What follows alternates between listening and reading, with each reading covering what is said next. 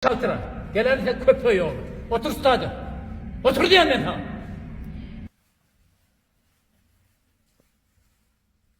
Ağlacağım yattı mı? Haçan yattı. Akşamsı bilen kızdırıp zordan yatırdım. İki ulet öye gelmedin. İnnem çağıran sorayan mı? Men yağdadım, atağına da ayıttım.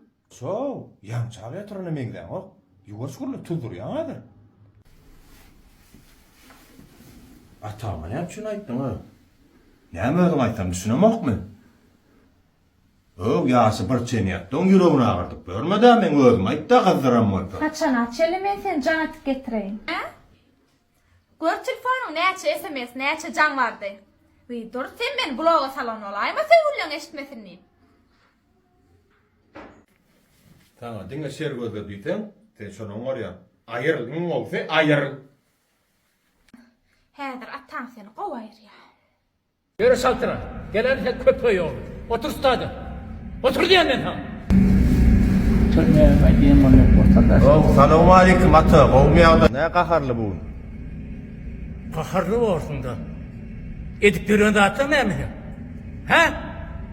Başkalarından havar tutma. Çağalarından havar tutma. Nereden tepiyordun? Neymiş ya? Dağıt yançıra. Kellen var vursun. Şöminle etrafakta sen bolcum. Şeyle vur. Atı, ayağın neredir da üstüne koşvaydı anan mı aydayan zatlarını? Nerede? O çağağını, o maşalağını.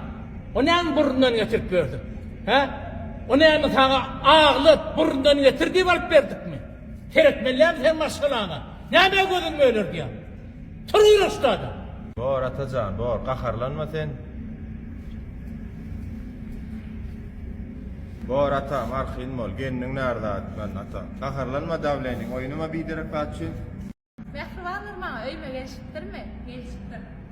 Nesip olsa yakınla, terzi, kino, ahkız aktrisi akauntunu, beycanlarda Halifa bilen, Türkmenistan arkadanan artisti Belmurat Kılıcık bilen nesip olsa yakınla. Öyme o geçittirme belli kapma. Krasovkana bakma bakma. Karın ne mi mun?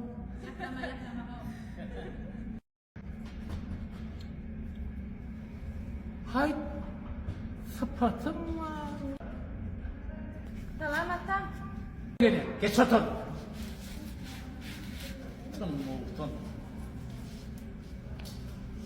Ne anlattın? Alternatif ye. Ne amordu demenem. Ha? Sıfatından utanamak mı? Ha? Kim mahkemede? Gep deme. Giyinip falanak mı olduğunca kaynak? Atın falanak mı kelleğine yağlık? Ha? Bolup görüşümden diskotekadan geliyen yani ol. Yemiş mi ya? Hem de şimdi bile bak. Dağın bile bak. Hocalarımı da vallakını da ailecek ona. Kımır yaplar. Yine eceğini kıyınıp. Kudaçılığı geleni okladım. Katırın mı yani? Kim geldin sana kudaçılığa? Tıpatın şu orta. Твоечкой молям оригиналы. Sana yeşerdim Dedim baklarına derme. İçin Hı? Kimin içesine? Hı? Ben kal. İçin var sen. He? İçin var sen.